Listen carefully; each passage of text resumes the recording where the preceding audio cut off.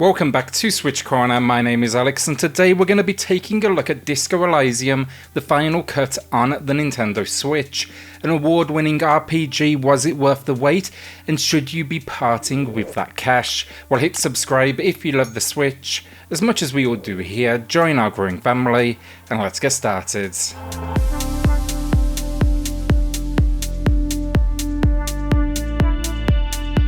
The story and the setup itself, it's simplistic enough. You'll awake in what is an unknown location with no recollection of who you are and how you ended up here. Quickly though, the game establishes you are a detective and you've got a bout of alcohol-infused amnesia and you've been sent to this town to solve a murder case. That is, a body hangs from a tree behind the motel you are staying at.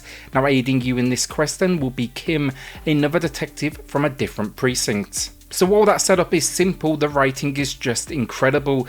This is actually my third time with the game. Now I played it originally on the PC, then I worked my way through the PS5 build earlier in the year. Now I'm finally onto the Switch, and through every single playthrough, that story has not only been incredible, but the dialogue options and the scenarios that I've encountered, they've played out vastly different.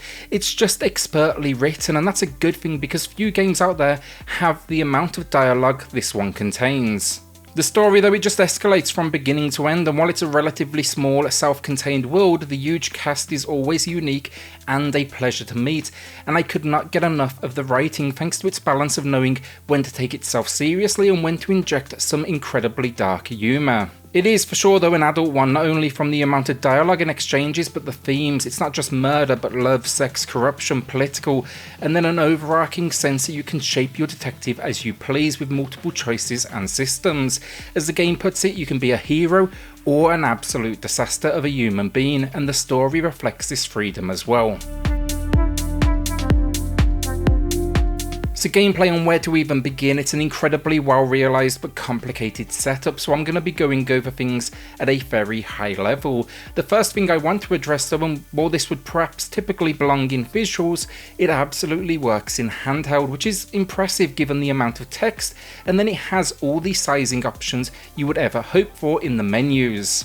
And yeah, I played handheld because it just refreshed the whole experience for me. Gameplay wise though, it's an adventure RPG, you're out to solve that case, you know where the body is, you know the hostel is kind of your central hub, and now the rest is going to be up to you with very little guidance from the game. Maybe occasionally it nudges you along because your partner Kim may tell you something in the form of a case, or you may have some internal dialogue. First off though, before any of this gameplay gets started, you're going to be choosing your character build. It comes with 3 preset options, or you can customize as you please. This customization though, I would suggest for a second playthrough once you just get kind of a feel for the mechanics. This though will balance your skills across what is 4 different traits, including intellect, psyche and physique. Now I've tried all 3 of the preset builds, and I think the best thing with this game is there's no weak option here. Rather, it's learning to play into your character's strengths, whether that means swinging a punch when the option arises, or outwitting someone with dialogue and uncovering extra options. These traits then account for constant internal dialogue that occurs with our detective. They can both be enlightening for our progression and also hilarious in some of the more confrontational moments. This here though isn't simply a case of make your build and away you go with no further adjustment. As you talk to those around this world, as you solve steps in the case, take on quests, you'll be earning what are called skill points. These skill points can go into what's then known as the character sheet, showing its old school, almost board game-esque design, and each here contains 6 options. Think options like visual calculus, which will allow you to reconstruct crime scenes on the fly, or logic, which kind of puts you as, I guess, the king of conversation.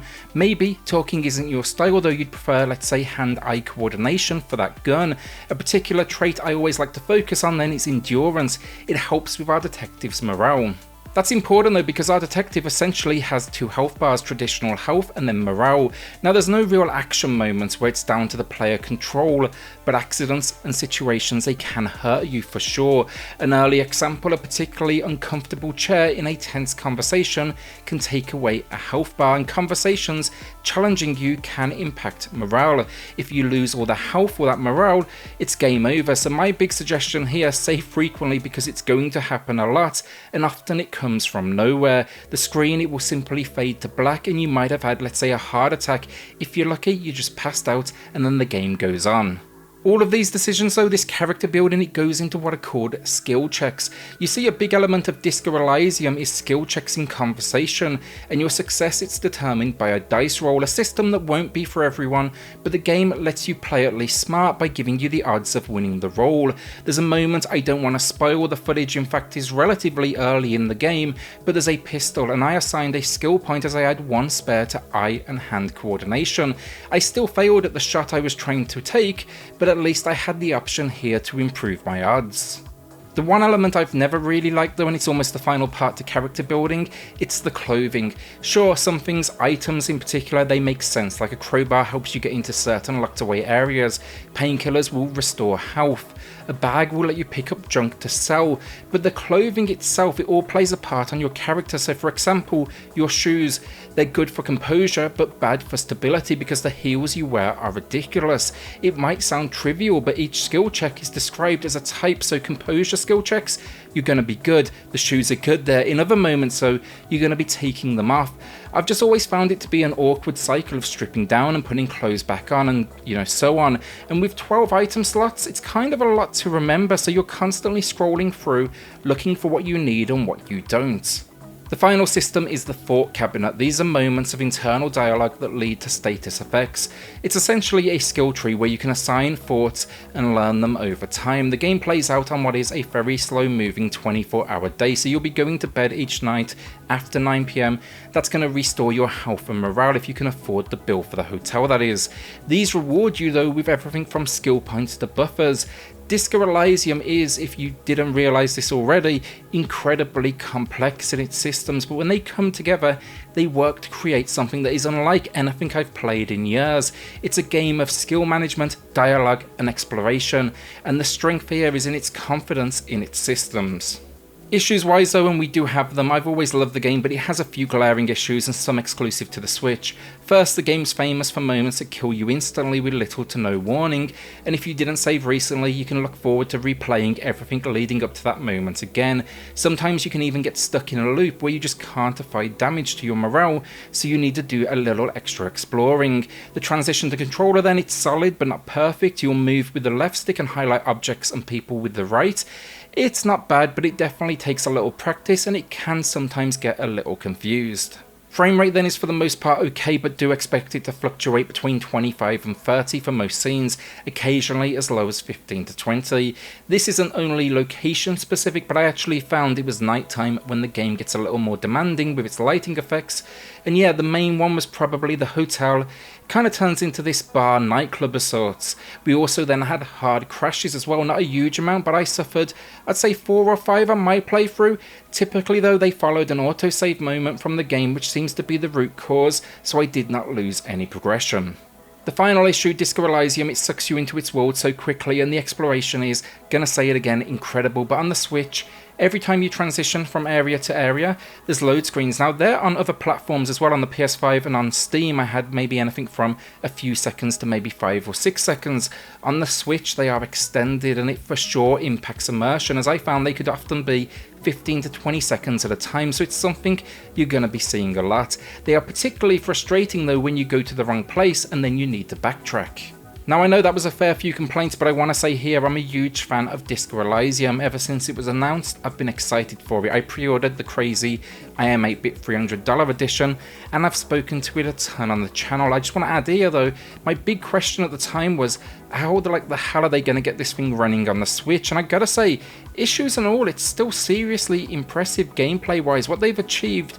And how it feels, it just feels like it's been made for the Switch. Some issues have long been known to the game, the few crashes, hopefully a patch is on the way, and then some, the load screens, being extended. That's simply, compromise to get this thing running, and for the portability, it's a price I'm willing to pay. So graphically, it's a stunning looking game, always has been. It's got this watercolour-like theme to its isometric world that always looked good. Happy to say it translated to the Switch, which surprised me, especially in the handheld, but the new OLED screen That looked incredible. Sure, expect some pixelation, and also after a load screen you'll see some textures popping in here and there, but this world is intact. There's a huge amount going on in it, and it very much communicates like the dark and often sinister world this is supposed to be. I want to give them particular kudos as well to their handling of text and menus in game for handheld. It's amazing work that should be celebrated, as this is how you do a Switch port the right way. So audio finally, and it's a masterpiece along with story and visuals. The final cut in the name actually followed the initial release, and not only did it add in extra gameplay, but led to them doing full voice acting, and it just brings this world and eccentric cast of residents to life with near flawless performances across the board. The writing is good, there's no question about it, but the voice acting just absolutely elevates it. Music finally, and stunning. It comes from British Sea Power, a band that was kind of big back in the day, gone a little bit quiet by today's standards, but it's beautiful again with sweeping like orchestration, and it plays into the emotion of each scene. I liked it so much, in fact I ordered it on vinyl, so I think that should tell you everything you need to know. It's my usual, even if you don't buy the game, take a listen to the soundtrack here on YouTube, you will not regret it. So the final verdict, and there's very little left that I can add, it's a masterful demonstration of how strong storytelling can be in a video game, and how in delivery combined with audio and visuals, it can be elevated to something truly special. Every award this game has earned, it's honestly so easy to justify when you are hands-on with the experience, and there's some moments here that I just honestly believe will stick with me for the rest of my gaming life. That said though, the Switch build has its issues. We still sadly have game-ending bugs this many years after release. Just a few bad decisions can lead there. We had hard crashes, and overall that Switch performance, the load screens are definitely longer than ever. Now you need to weigh up really how important is portability to you, because for me that's kind of the defining factor on whether you buy this game for the Switch. For me though, this one, it's a great 8 out of 10, but just know if this is your only way to play, easily bump that up to a 9 out of 10, because I'm gonna say it again, this game is something special that I urge everyone finds a way to spend time in its world and its lore. For me though, having spent time with it on 2 other platforms, I just can't ignore the extra shortfalls that we do find. With that though, will you be adding this one to the library, or are you holding onto that cash? A shout out then to the patrons of the channel who are just going above and beyond to support SwitchCorner. It helps more than you know, so thank you all so much. Then hit subscribe if you love the Switch as much as we all do here, join our growing family, and I'll see you all on the next video. Thanks everyone.